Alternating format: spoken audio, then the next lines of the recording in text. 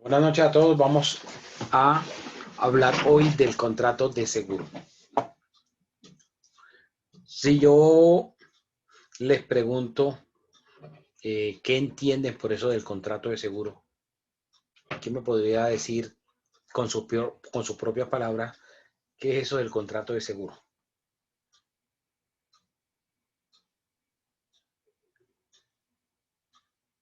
A ver, Bermúdez. Gracias, doctor. Buenas noches. Bueno, entiendo que hace la referencia a lo que comúnmente conocemos el seguro de vida o el seguro que nos ofrecen para muebles o inmuebles. Había una práctica con el famoso, una entidad de telefonía que nos ofrecía un seguro para el tema de cualquier cosa que se le presentara en la casa, un plomero, necesitaba cerradura, alguna cosa así, y nos vendía prácticamente un seguro. Lo entiendo por ahí.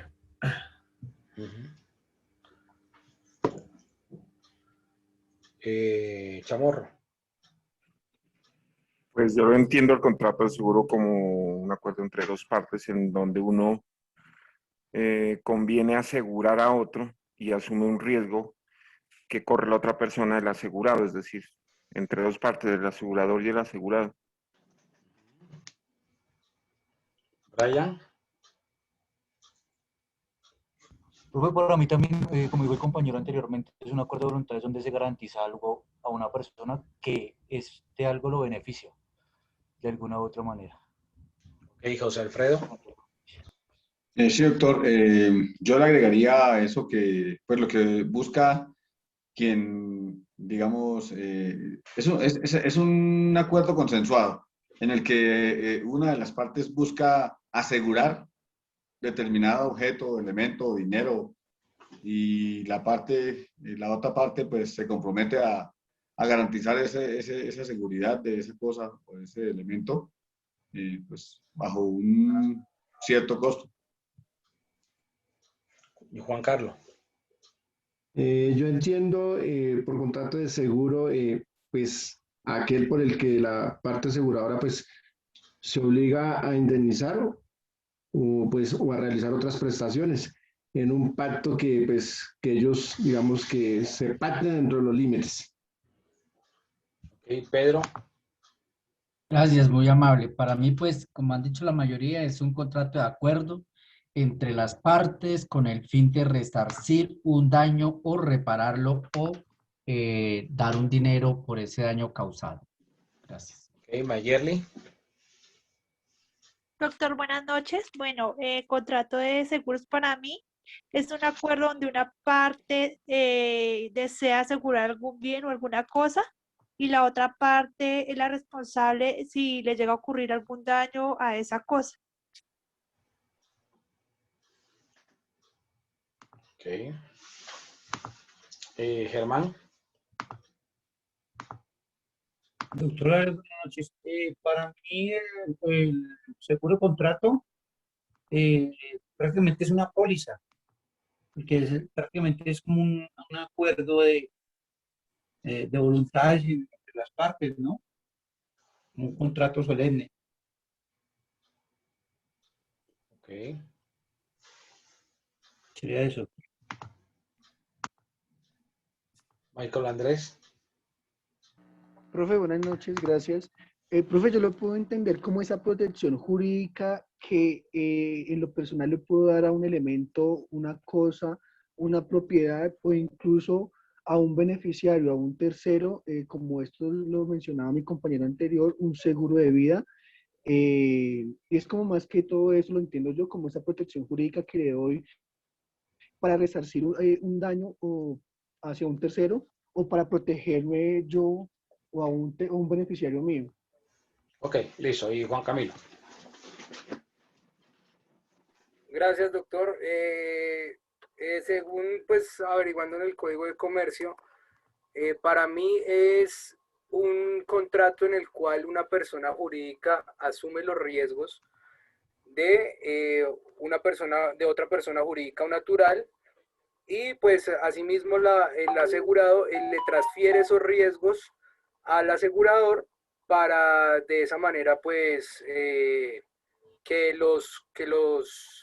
como que los tenga el asegurador. Y este contrato es de tracto sucesivo a lo largo pues de un periodo determinado. Ok, bueno, le aparece ya la pantalla. Sí, señor. Sí, señor. Sí, doctor. Bueno, miremos entonces el artículo 1036 del Código de Comercio. ¿Quién me lee el artículo? Artículo 1036, contrato de seguro. Artículo subrogado por el artículo 1 de la Ley 389 de 1997. El nuevo texto es el siguiente. El seguro es un contrato consensual, bilateral, oneroso, aleatorio y de ejecución sucesiva. Ok, entonces miremos las características que tiene este contrato. Ahora más adelante vamos construyendo una definición. Lo que dijeron la gran mayoría, pues es cierto. Pero miremos que este contrato tiene estas características, que es un contrato consensual. ¿Qué significa que el contrato sea consensual? Que es un acuerdo en el cual, que es un contrato en el cual hubo un acuerdo. Es decir, las partes manifestaron su voluntad y de mutuo acuerdo decidieron celebrar este contrato. Otra característica es bilateral. ¿Por qué es bilateral el contrato de seguro? Porque hay dos partes, el tomador del seguro y la aseguradora. Es oneroso. ¿Por qué decimos que el contrato de seguro sería oneroso? El contrato de seguro es oneroso porque es un contrato por medio del cual el tomador paga un valor por ese riesgo que está asumiendo la aseguradora, que eso se llama prima. O sea, es un contrato en el cual se paga. Es aleatorio. ¿Por qué podríamos decir que el contrato de seguro es aleatorio? El contrato de seguro es aleatorio porque pueda que ocurra ese riesgo que se está asegurando o pueda que no ocurra. Es decir, para la aseguradora puede que la situación se presente o que no se presente. Y es de ejecución sucesiva. ¿Por qué el contrato es de ejecución sucesiva? Porque hay unas prestaciones, ¿sí?, que se comprometen y que son de forma periódica. Por ejemplo, el contrato de seguro puede establecerse que el pago de la prima sea por cuotas. Entonces, a medida que va pagándose la cuota, pues se va manteniendo el contrato como tal. ¿Preguntas hasta acá? No, doctor, gracias. Doctor, Sí, el profe. término aleatorio se puede, o sea, es para cualquier tipo de contrato en el cual cumpla con la característica de que puede suceder o no cierto hecho. Sí, claro. El Ah, objeto, listo. la finalidad. Gracias. Profe, ante esta parte del consensual, evidenciamos que muchas veces por derecho propio o por derecha, Juan Carlos, gracias. Por derecho o por derecha, uno adquiere un préstamo o saca una tarjeta y por derecha le van metiendo el tema de un seguro y uno termina firmando unos X papeles que jura que son para... Bueno, pero es que esos seguros, lo que hay que entender que son un requisito del crédito. Entonces, el hecho de que se genere un seguro es para cubrir la deuda. O sea, el beneficiario sería la entidad financiera. En caso de que el deudor llegara a faltar, entonces esa aseguradora le va a pagar el valor del crédito adeudado a la entidad financiera. Para eso que se toma es esos seguros. No es para darle a los herederos una suma de dinero si falta, no. Es para cubrir el valor de la obligación.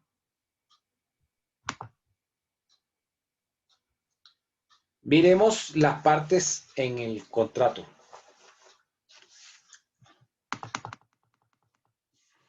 ¿Quién me lee el 1037?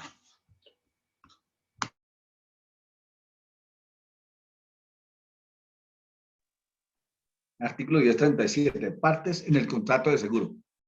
Son partes del contrato de seguro. Primero, el asegurador, o sea, la persona jurídica que asume los riesgos debidamente autorizada para ello con arreglo a las leyes y reglamentos. Y segundo, el tomador, o sea, la persona que obrando por cuenta propia o ajena traslada los riesgos. Además de estas dos partes, yo incluyo una tercera parte, que es el beneficiario, puede ser el beneficiario. ¿Por qué? Porque, por ejemplo, en cuanto al seguro de vida, el tomador se murió. ¿Quién va a ser el beneficiario? El beneficiario va a ser las personas que él determinó en la póliza. Y va a ser diferente pues al tomador, porque si el tomador falleció, no va a poder ser el beneficiario. ¿Ok? ¿Hasta acá hay dudas? Entonces, la aseguradora o el asegurador va a ser siempre una persona jurídica. La ley establece en Colombia que el asegurador debe ser una sociedad anónima. Y ese asegurador va a asumir los riesgos. Ese asegurador debe ser autorizado, debe estar autorizado por la ley. Significa que una persona natural podría entonces ser el asegurador de otra persona, del tomador. No, no se puede. Exactamente. No se puede, ¿verdad? Y el tomador es aquella persona que está contratando al asegurador. Está trasladándose ese riesgo, está trasladando el riesgo a la persona jurídica.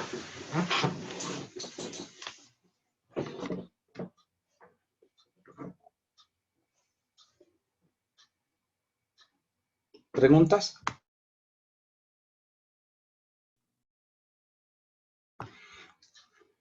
No, doctor, gracias. Doctor, no me quedó claro ahí lo del beneficiario, o sea, ¿por qué lo anexamos ahí?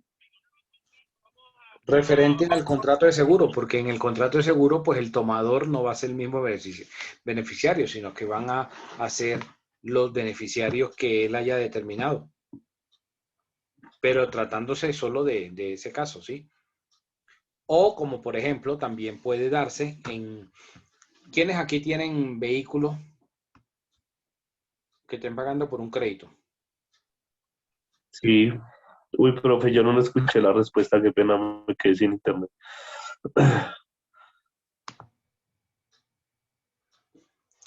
Un ejemplo sería si yo tuviera una póliza de vida y yo muero y pues tengo de beneficiario a mi mamá, pues ella es la que va a tomar ese dinero, más yo. ¿Sí? Exacto, por eso hablamos también del beneficiario, aunque el artículo no lo menciona. Doctor, y Pero voy a poner otro ejemplo. Por ejemplo, cuando hay, no solamente en cuanto al seguro de vida, en cuanto a los créditos, en cuanto a los créditos de vehículo. Al seguro obligatorio que lo ponen a comprar adquirir a uno cuando tiene un crédito También. y está pagando el vehículo. No, pero el seguro obligatorio, el SOAC, es obligatorio para todos los vehículos. No. El seguro, digamos, del todo riesgo. Ah, bueno, es eso, riesgo. Eso es otra cosa. Igual.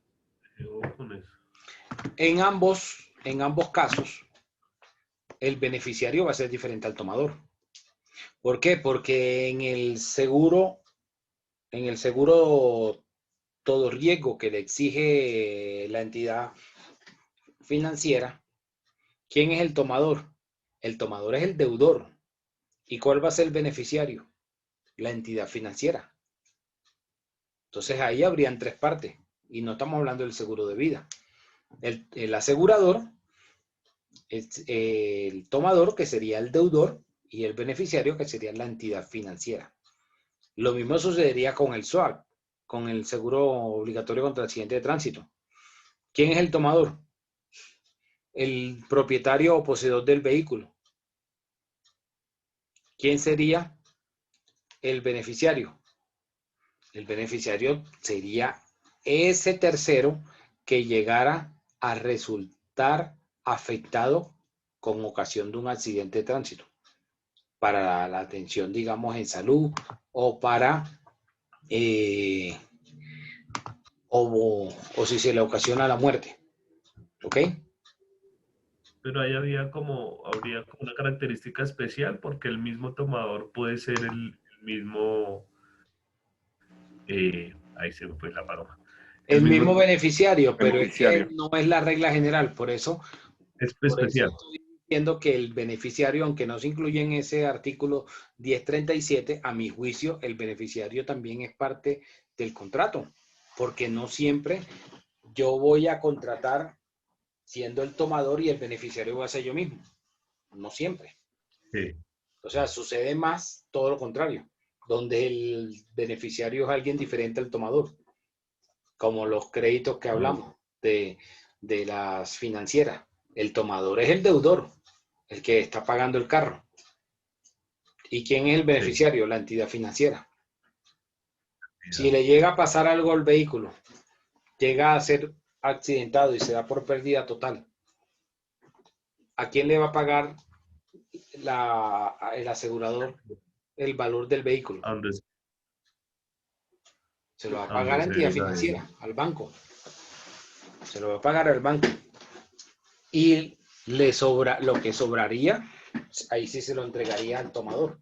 Entonces no siempre va a ser solo las dos partes. Doctor, en ese caso podemos decir que el seguro, el SOAT, el seguro obligatorio, es atípico porque no tiene definido, a diferencia de los otros, el beneficiario. No, no es que sea atípico. Atípico son los contratos que no están regulados en la ley. De pronto, entiendo a qué te refieres, como que sea... Sí, como que lo deja abierto a la posibilidad de que cualquier persona involucrada en el accidente pueda ser la beneficiaria del seguro. Pero sucedería con el todo riesgo, porque en el todo riesgo también. En el todo riesgo podría también en la afectación a terceros responderle al asegurador. Como por ejemplo que hay un accidente de tránsito y el asegurador va a pagar la afectación que se le generó a los que iban dentro del vehículo, independientemente del SOA. El uno no va a excluir el otro. Los dos pueden coexistir. Ok. Listo, ya entendí muchísimo.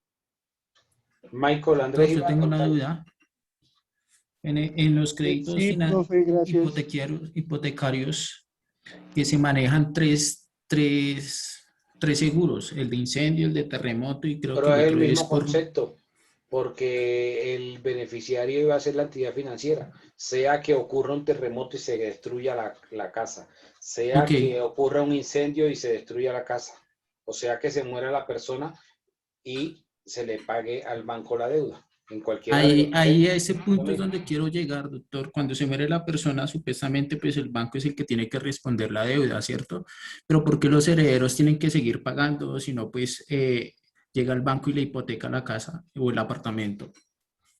Porque en el contrato de seguro, si no se paga, si en el contrato de seguro no se paga, no sería, digamos, una causal de terminación del contrato. Y entonces, una cosa es, la persona falleció, de ahí a que reportó el heredero a la entidad financiera o al asegurador, reportó la ocurrencia de la muerte. Y mientras averigua si es cierto y la aseguradora se pronuncia sobre el siniestro reconociéndolo, va a pasar un tiempo y durante ese tiempo entonces tiene que estar al día, porque si no está al día es una causal de terminación del contrato de seguro. Ok, Pero vale, doctor, muchas gracias. al final terminan exonerándolos de la deuda. Así que tampoco es que lo que les toque pagar sea mucho, unos cuantos meses, mientras resuelven la solicitud. Ah, perfecto. Tenía solo esa inquietud, porque había escuchado muchos casos así. Ok.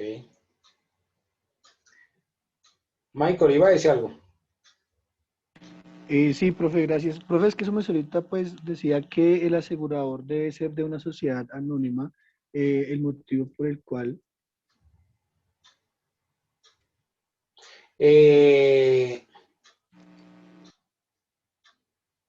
La sociedad anónima es una sociedad en la cual tienen, digamos, un flujo, ¿sí? De, digamos, un músculo financiero mucho más grande, o la sociedad anónima, como su nombre lo indica, los socios tienen el carácter de anónimo, es decir, no se sabe quiénes son los socios. Entonces, como no se sabe quiénes son los socios, la sociedad anónima, digamos que no va a estar personalizada por alguien, sino que van a ser personas desconocidas y se les exige por el tipo de responsabilidad que tienen, pues digamos, unas obligaciones mayor que otros tipos societarios. Entonces, por eso, para lo que son este tipo de contratos, la ley exige que sean sociedades anónimas, así como para las fiduciarias también, o como para las entidades financieras. Para los bancos también tienen que ser sociedades anónimas. Dime, Cifuentes. Gracias, profe. No, muy buenas noches. No, y entonces, ¿por qué el artículo 1037 no nombra el del beneficiario? ¿Es irrelevante o se da por entendido de que si llega a suceder una vaina de estas, se da por entendido de que los beneficiarios entran ahí? Es probable que el legislador haya considerado que al momento de establecer, digamos, como característica bilateral, solo fueran dos partes. Y que ese beneficiario, pues no sería contratante. Es probable que lo mire de esa forma.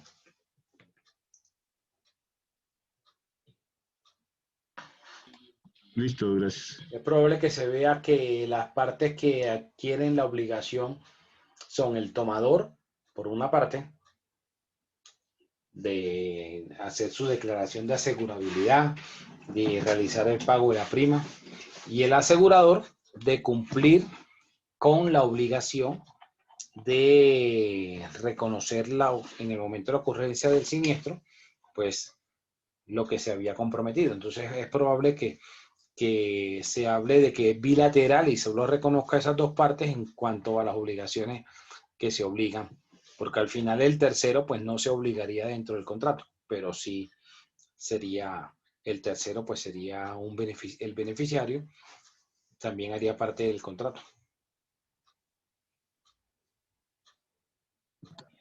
Ok, Doc, gracias.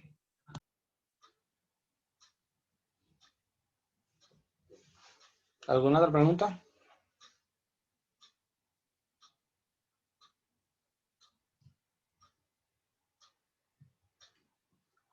Bueno, continuemos entonces.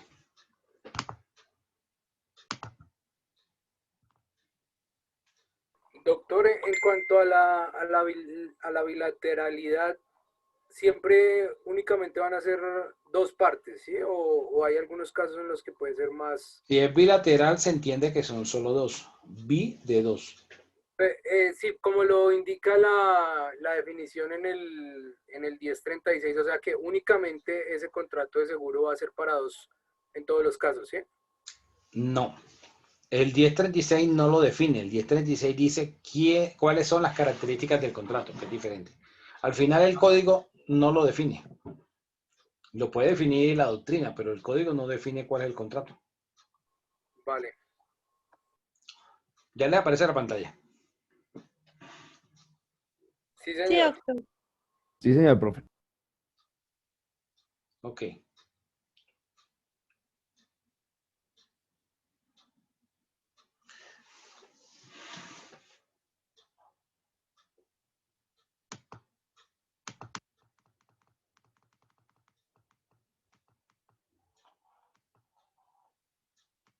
El 1040 del beneficiario.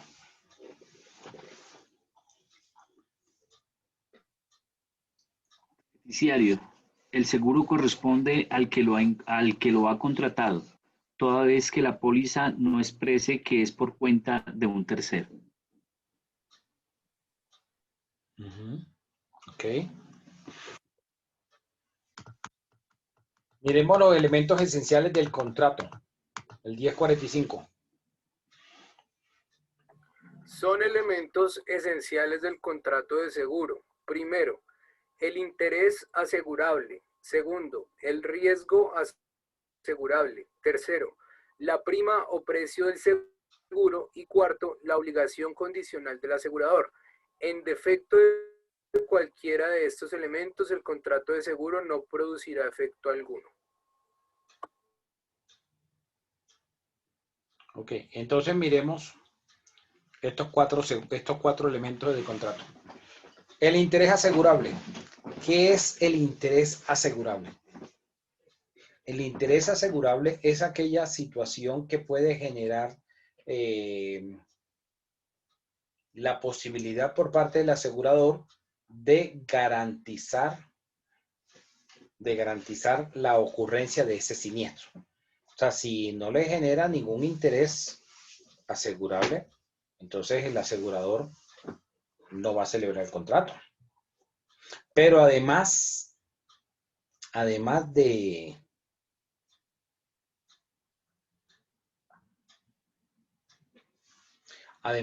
ese interés asegurable, existe el riesgo asegurable. Y ese riesgo asegurable, ¿cuál es? O sea, que esa situación que genere un interés por parte del asegurador pueda ser una situación que ocurra, que pueda ocurrir, que pueda ser garantizada. Sí, que en caso de la ocurrencia de esa situación, entonces se pagaría una suma de dinero. Hay algunas cosas que no generan en las aseguradoras aquí en Colombia ningún interés asegurable, pero en aseguradoras en otros países sí genera interés. Y no significa que no haya un riesgo asegurable. Por ejemplo, no sé si ustedes han visto Jennifer López, más conocida como J-Lo. Sí la conocen, ¿no? Actriz de Hollywood y famosa. Sí, claro. Sí, expareja de Marc Anthony. Claro, amiguísima. Entonces, ella se aseguró la cola. Si le llega a pasar algo a la cola de ella, la aseguradora le paga un valor a ella. ¿Sí? ¿Puede ocurrir ese riesgo asegurable?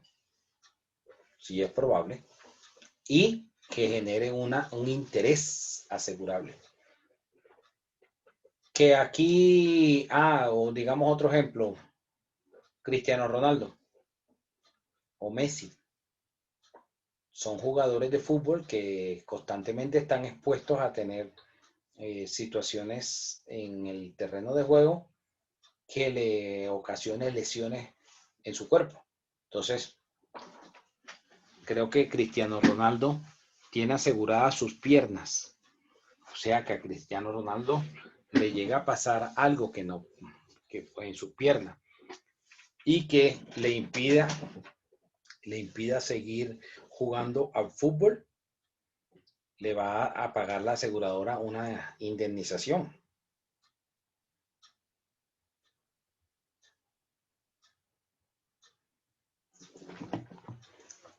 Pero ustedes no van a ver que de pronto haya una aseguradora en Colombia que quiera asegurarle el rostro a Amparo Grisales. ¿verdad?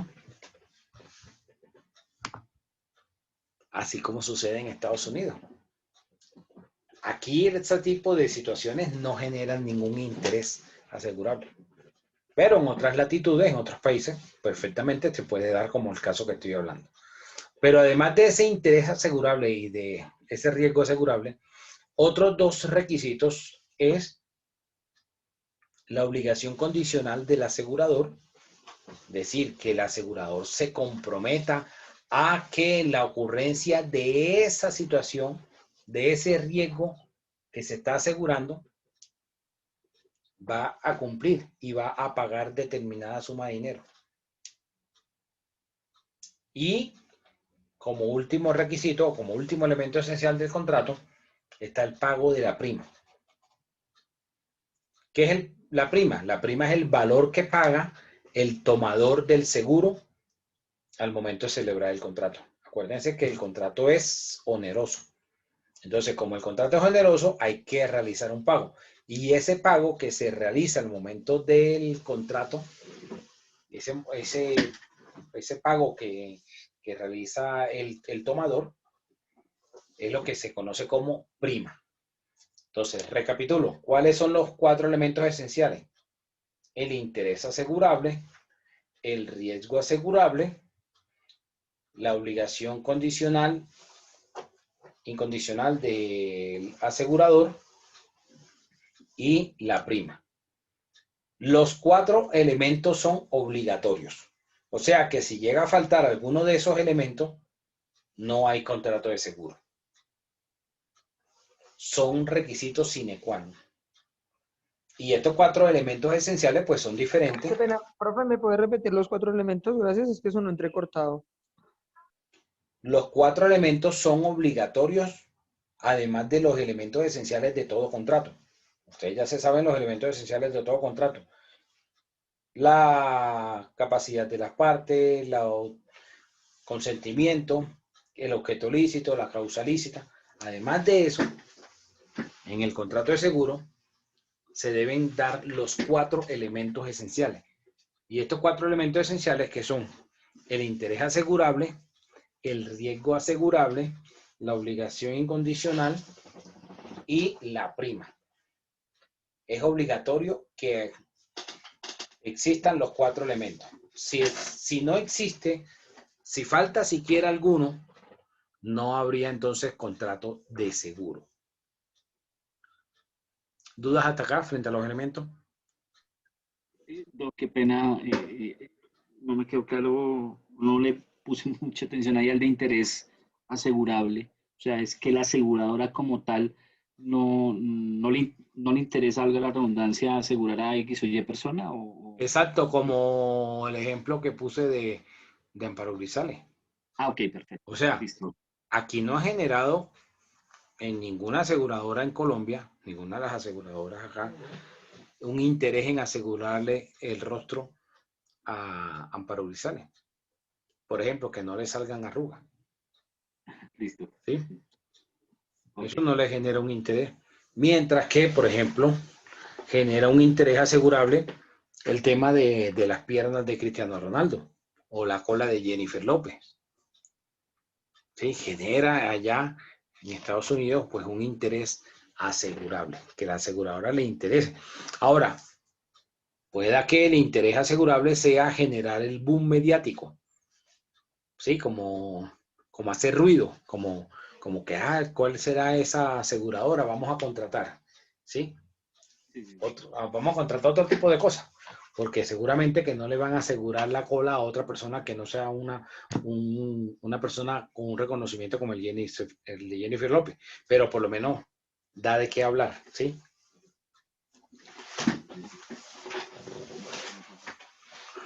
Dime, José Luis. Doctor, por ejemplo, cuando toman un seguro de vida, hay un resto de condiciones, pero hay también unas exclusiones en la seguro de vida, como condiciones excluyentes. Por ejemplo, no pagan el seguro de vida si es suicidio, por decir algo. ¿Eso viene que dentro del riesgo o ya son condiciones especiales de del Ya contrato. esas son las condiciones especiales dentro del contrato. Ahora, como tú dices, puede ocurrir la situación que dentro de las condiciones del contrato, pues se pongan una especie de, digamos, de obligaciones o de situaciones que el asegurador está excluyendo. Y como esto es un contrato de mutuo acuerdo, hay un contrato donde hay una consensualidad, el tomador del seguro estuvo de acuerdo con esa exigencia del asegurador. Por ejemplo, cuando ustedes van a contratar un seguro, les hacen llenar un documento como especie de un formato donde tiene unas preguntas que le llaman la declaración de asegurabilidad. Y entonces a veces el asesor de seguro le hace una pregunta muy genérica, le dice, señor Chamorro, ¿usted ha sufrido de alguna enfermedad grave? Entonces ya de una vez Chamorro se imagina, cáncer o SIDA. Entonces una enfermedad grave. No, eso es de todo. Porque ya ni siquiera el COVID sería grave, ¿no? Entonces, el cáncer ya se imagina Chamorro que sería. Y le coloca a todas las preguntas que no. Cuando ya ocurre el siniestro, entonces lo primero que hacen es ver esa declaración de asegurabilidad, esa declaración del estado actual del riesgo. Entonces, es que el señor Chamorro omitió que hace tanto tiempo sufrió tal situación, o que en su historia clínica dice que hace tanto tiempo le pasó tal cosa. Entonces, producto de esa situación, se generó o terminó ocurriendo el riesgo. Entonces, el señor Chamorro, como no dijo toda la verdad, porque si hubiera dicho la verdad, si hubiera declarado realmente cómo era su salud, No lo aseguraron. entonces la aseguradora podía tomar dos decisiones. Una, de decirle, señor Chamorro, no nos interesa contratar con usted el seguro, o decirle, señor Chamorro, entonces la prima vale más. Se lo aseguramos, pero la prima vale más. ¿Sí? Eso se llama reticencias. Reticencias, ya lo vamos a ver, está en el artículo 1058. ¿Ok? Gracias, doctor.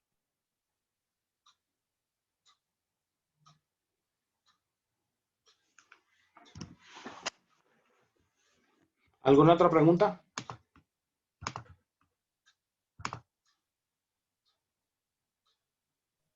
Creo que no, doctor.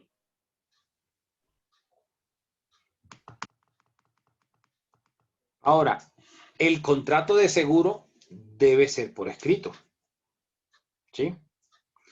Y la prueba de ese contrato de seguro, del contrato de seguro, se llama la póliza. Artículo 1046, ¿qué me ayuda con la lectura?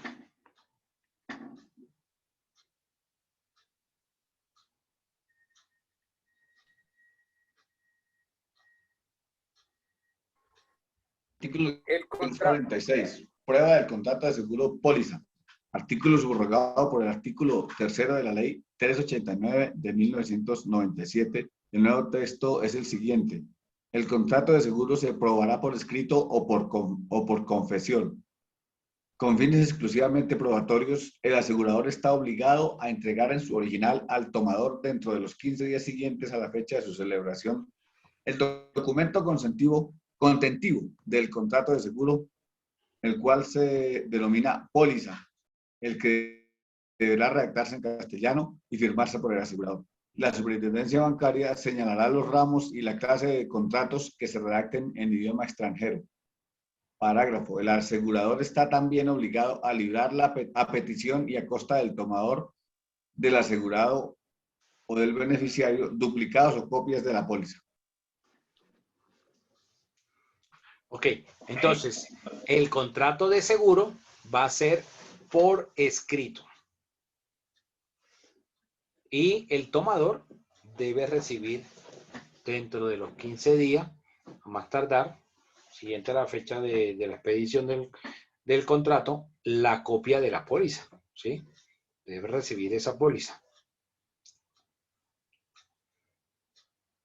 ¿Preguntas hasta acá?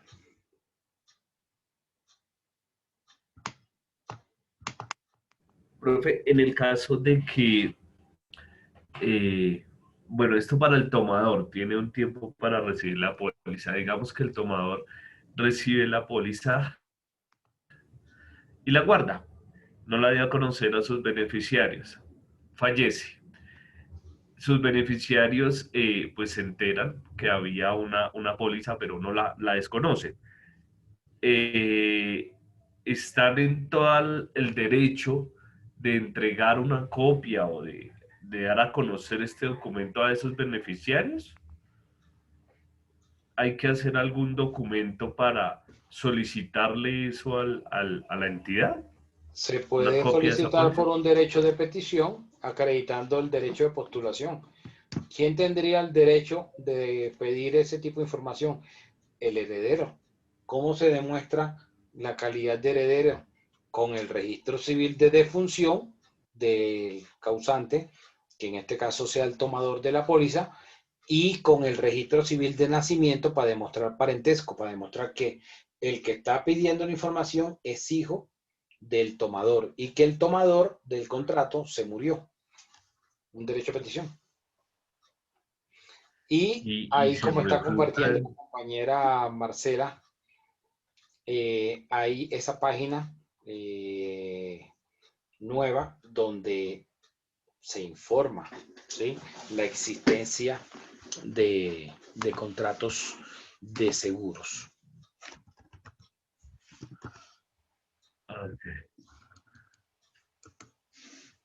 ¿Alguna otra pregunta? En esta página, o sea, ya es nuevo que deban publicar esa información, independientemente de la protección de datos.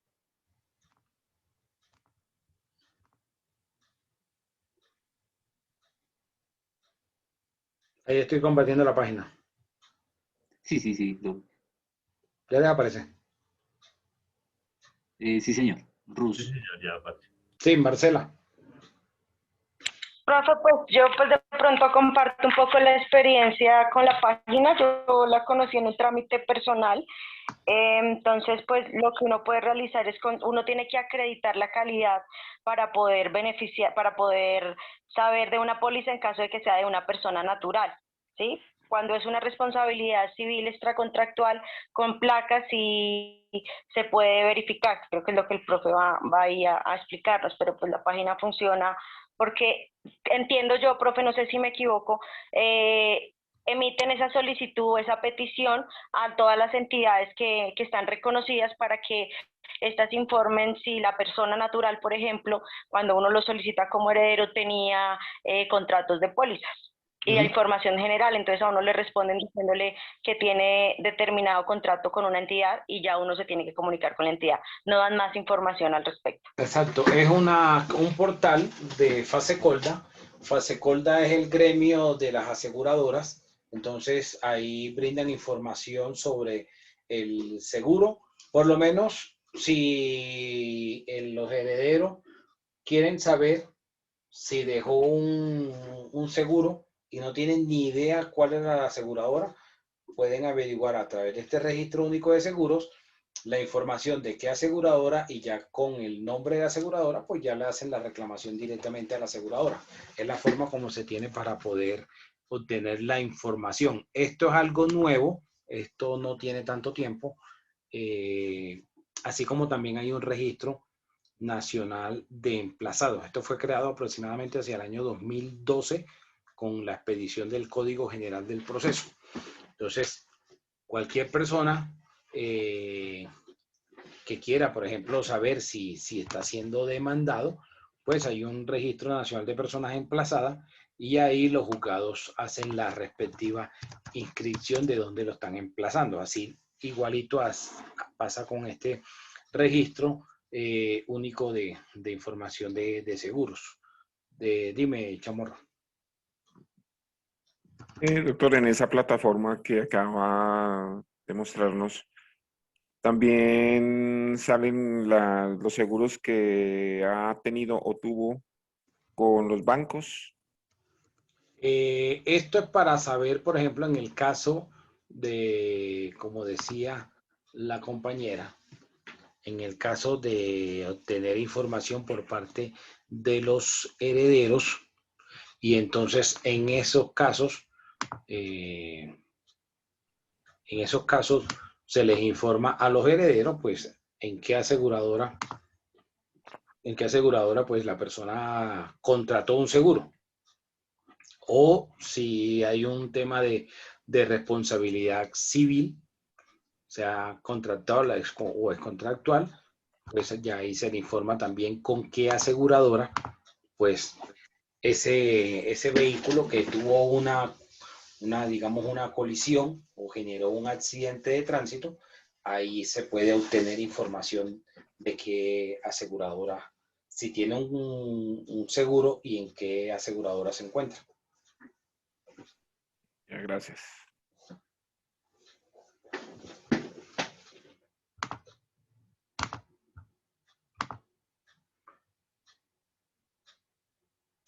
Miremos el contenido de la póliza o las condiciones que debe tener la póliza. 1047.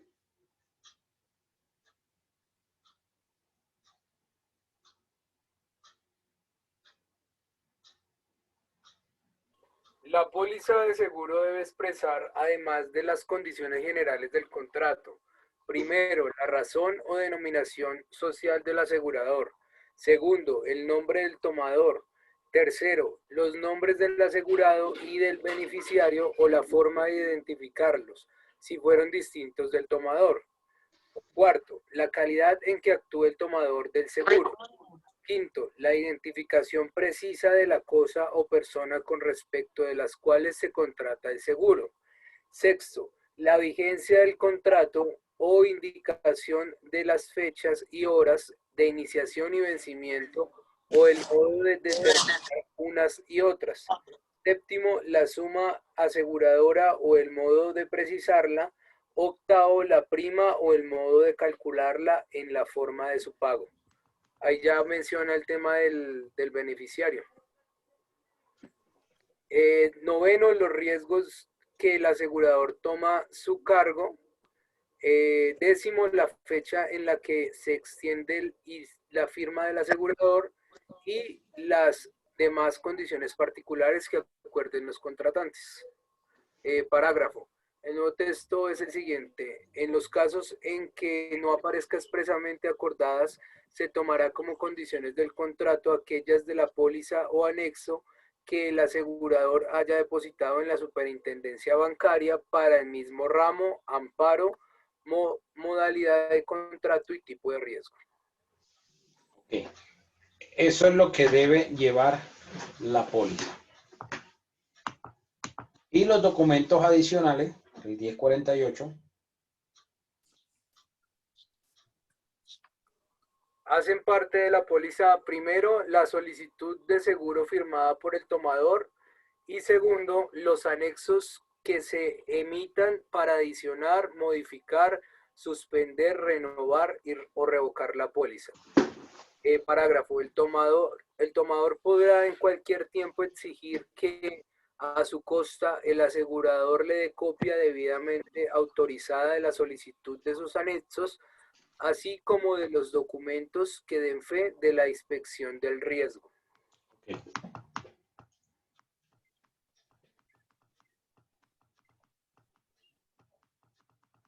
Ahora miremos la definición de riesgo. 1054. ¿Quién me ayuda?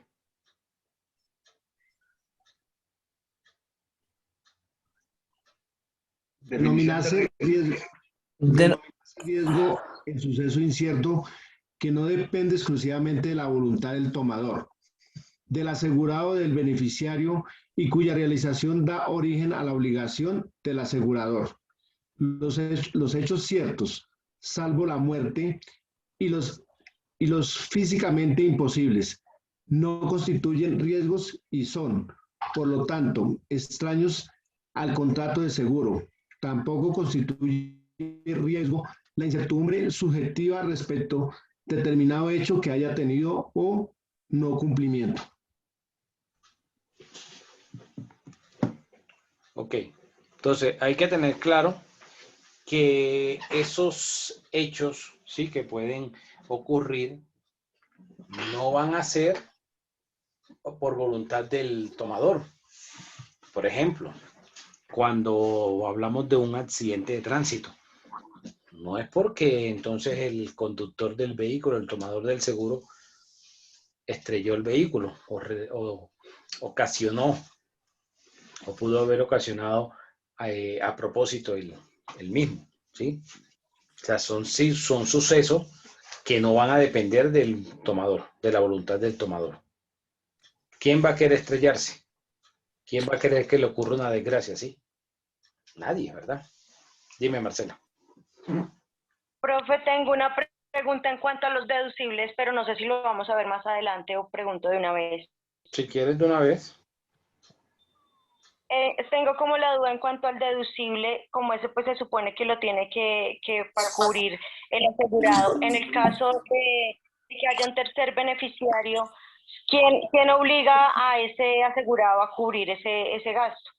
O sea, ¿tiene algo que ver la aseguradora? El deducible lo paga quien recibe el beneficio.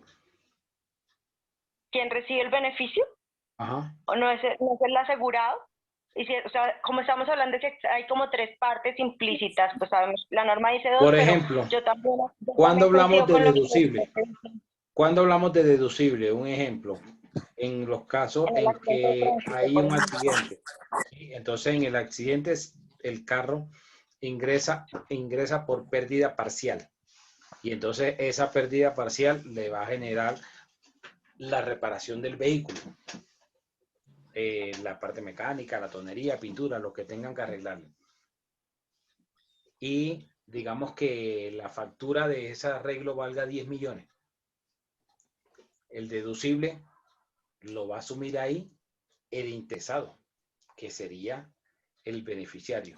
En este caso, el beneficiario sería el mismo tomador, porque el dueño del carro es el que está recibiendo la reparación, es el que está recibiendo ese beneficio. Entonces ahí es el que pagaría ese deducible.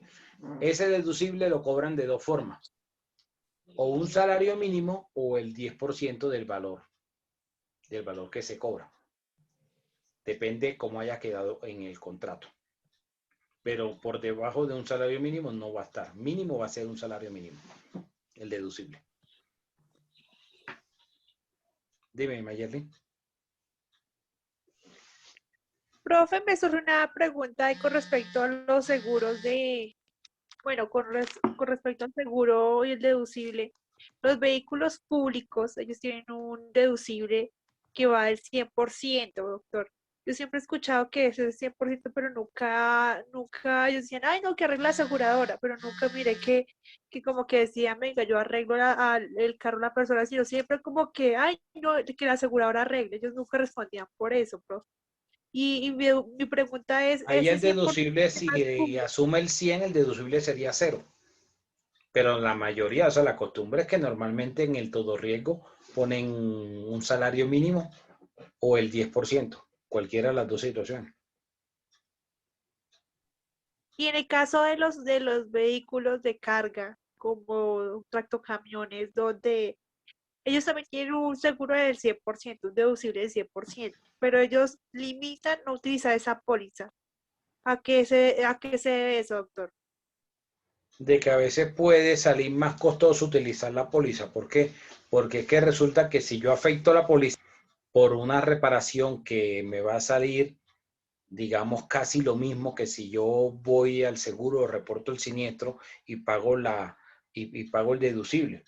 Entonces, en ese caso, es preferible no afectar la póliza, es decir, no reportar el siniestro, porque al año siguiente, cuando se va a renovar el contrato, le van a subir el precio a la póliza. Van a cobrarle más por el contrato. Ah, ok, doctor. O sea, eso también varía como en el modelo del vehículo y la marca, ¿cierto? También el Y deducible varía depende en eso. del sector a qué se va a dedicar. No va a ser lo mismo, por ejemplo, un vehículo particular donde de pronto las probabilidades que tenga de ocasionar accidentes va a ser menor a la de un vehículo que presta un servicio público. Que presta un servicio público, pues va a estar mucho más exento a tener Accidentes de accidentes. Accidentes. Entonces, eso por un lado. Por el otro, hay varias teorías. Incluso algunos dicen que en el valor de la póliza y lo del deducible, que afecta, por ejemplo, que el color del vehículo, que la marca, que el año. ¿Sí? Entonces, ¿qué tan cierto sea? Pues no se sabe. Puede variar de una compañía a otra. Porque no hay, digamos, como que sea estándar. En una compañía pueden tomar una decisión, en otra pueden algo completamente diferente. Listo, doctor. También ocurre también como, por ejemplo, pérdida o robo del vehículo también ocurriría lo mismo, ¿cierto? ¿Cómo sería ahí? En la pérdida por hurto o por pérdida total del vehículo, igual, el promedio del deducible es del 10%. ¿Y cómo van a indemnizar? Van a indemnizar por el valor que se tenga en fase colda. Y el valor de fase colda va a variar, o sea, no va a ser igual de la revista motor. El de la revista motor es una referencia, pero en estos casos de seguros, digamos, el peritaje que vale es el de fase colda, el del gremio de las aseguradoras. Ah, doctor, muchísimas gracias por la... Miremos el 1058, lo que yo hablo ahorita de la reticencia. ¿Quién me ayuda a leerlo? Artículo 1058. Declaración del estado del riesgo y sanciones por inexactitud o reticencia. El tomador está obligado a declarar sinceramente los hechos o circunstancias que determinan el estado de riesgo, según el curador. La reticencia o la inexactitud sobre hechos o circunstancias que, conocidos por el asegurador, lo hubieran retraído de celebrar el contrato o inducido a estipular condiciones más onerosas, producen la nulidad relativa del seguro. Si la declaración no se hace con sujeción a un cuestionario determinado, la reticencia o inexactitud producen igual efecto si el tomador ha encubierto por culpa hechos o circunstancias que impliquen agravación objetiva del estado de riesgo. Si la inexactitud o la reticencia provienen de error inculpable del tomador, el contrato no será nulo, pero el asegurador solo está obligado, en caso de siniestro, a pagar el porcentaje de la presentación asegurada equivalente al que la tarifa o la prima estipulada en el contrato represente respecto a la tarifa o a la prima adecuada al verdadero estado de riesgo, excepto de lo previsto en el artículo 1160.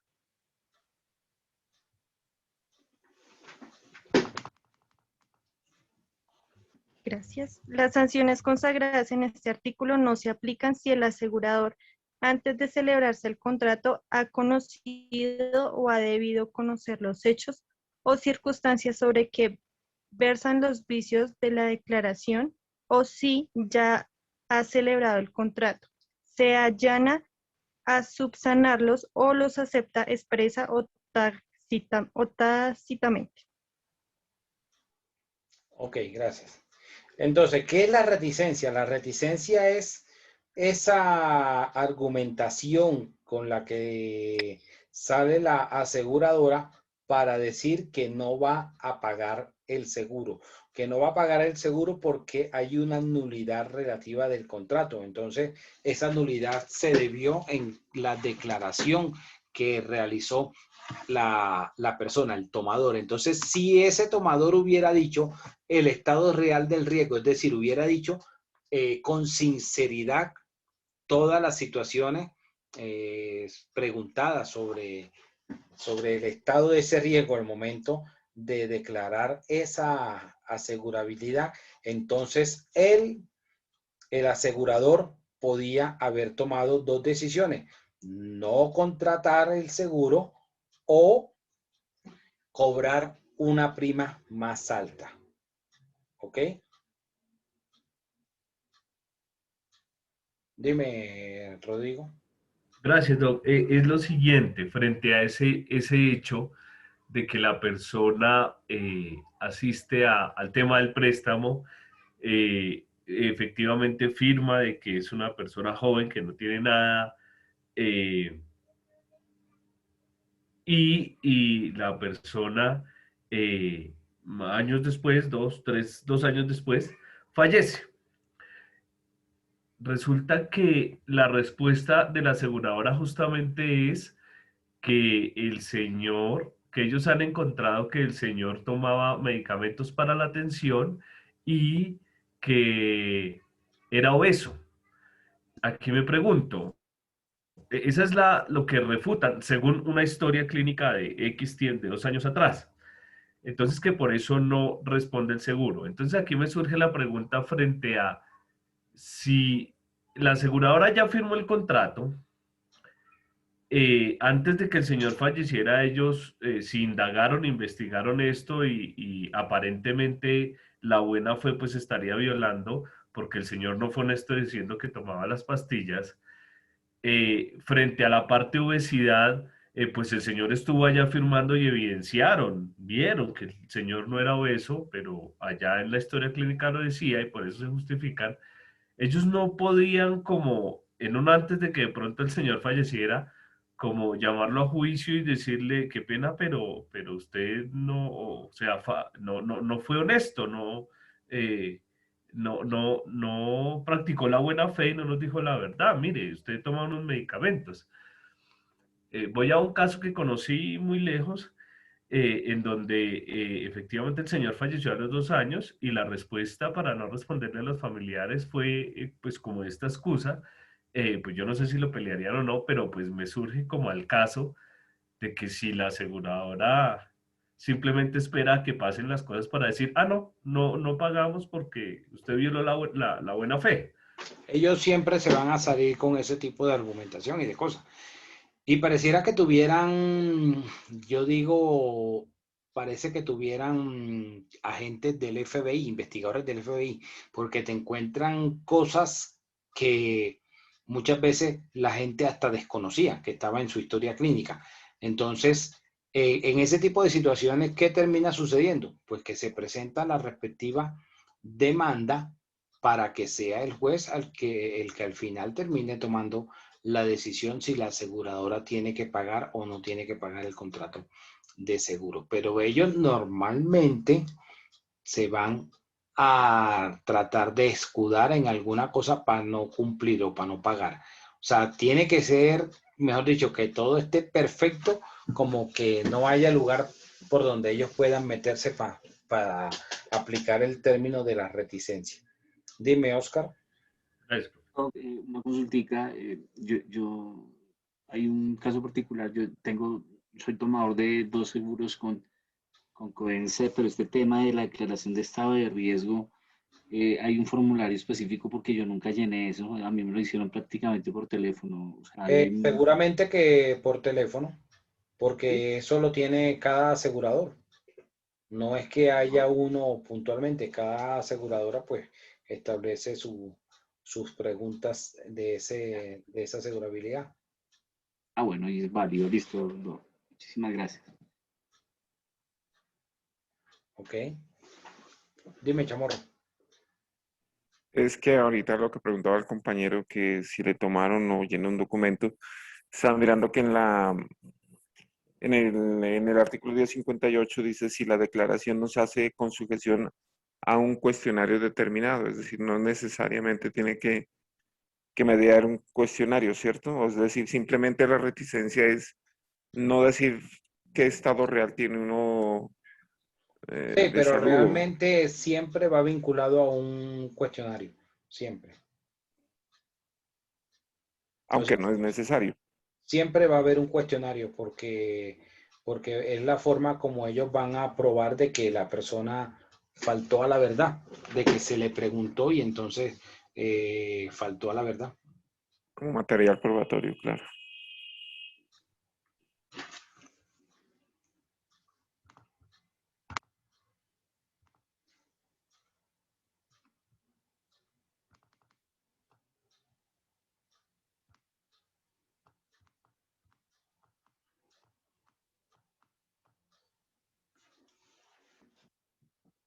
1066, pago de la prima. ¿Qué me ayuda? 1066, pago de la prima. Dice, el tomador del seguro está obligado al pago de la prima, salvo disposición legal o contractual. En contrario, deberá hacerlo a más tardar dentro del mes siguiente, contado a partir de la fecha de la entrega de la póliza, o si fue el caso, de los certificados o anexos que se expidan con fundamento en ella. Ok. Entonces, ¿cuánto tiempo tendría el tomador para realizar el pago de la prima según este artículo? Un mes Exacto. siguiente. Dentro del mes siguiente a la firma de la póliza, podría pagar la prima, ¿ok? En caso de que no lo haga inmediatamente. El 1068, mora en el pago de la prima.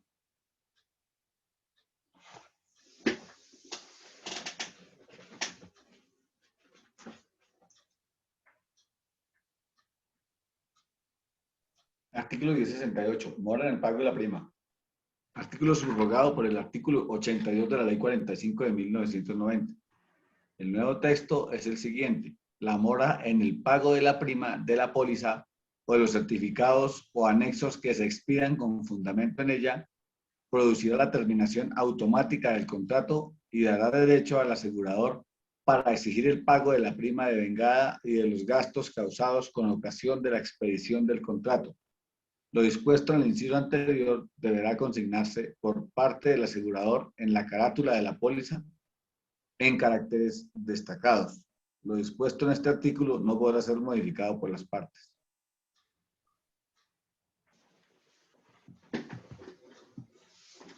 Entonces, la mora en el pago va a dar la terminación del contrato. El pago puede ser fraccionado, el 1069.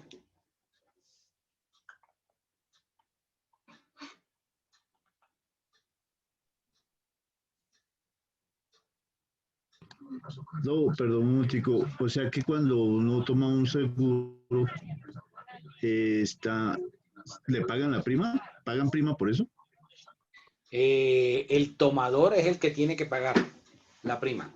Si no la paga, o sea, la prima es el valor que tiene que pagar y lo paga el tomador.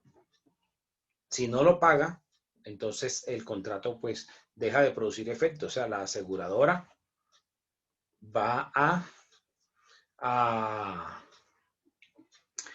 exonerarse de cualquier cumplimiento.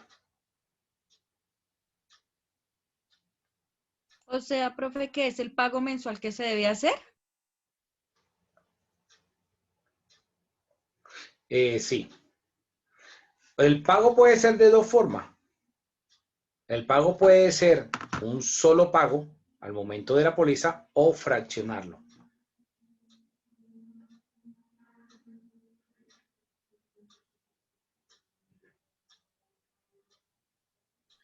Gracias, profe. Doctor, cuando dice que fraccionarlo es lo que se conoce como el deducible, ¿cierto? ¿Estoy bien? ¿Cómo? Cuando dice que se puede fraccionar es cuando queda...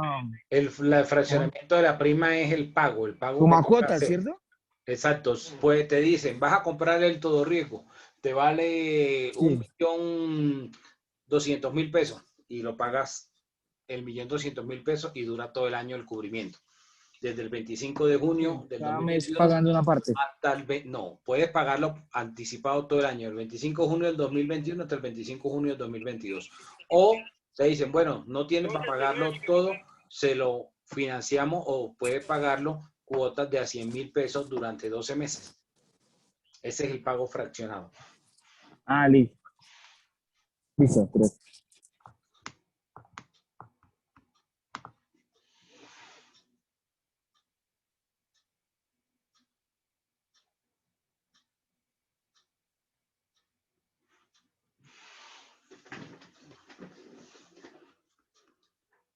$10.72, definición de siniestro.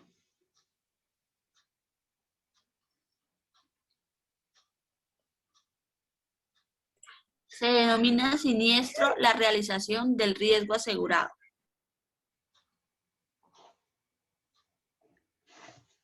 Ok. 1075. Aviso de la ocurrencia del siniestro.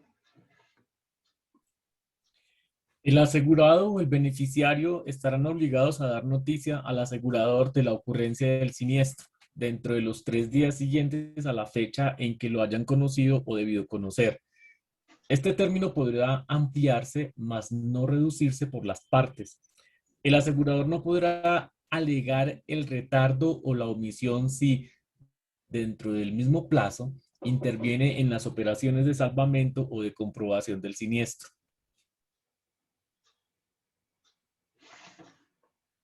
Ok, 3 días.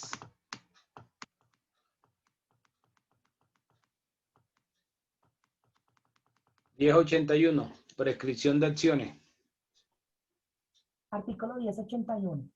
Prescripción de acciones. La prescripción de las acciones que se derivan del contrato del seguro o de las disposiciones que lo rigen podrá ser ordinaria o extraordinaria.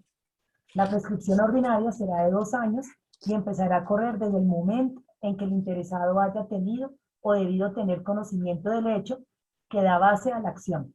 Y la prescripción extraordinaria será de 5 años. Correrá contra toda clase de personas y empezará a contarse desde el momento en que nace el respectivo derecho.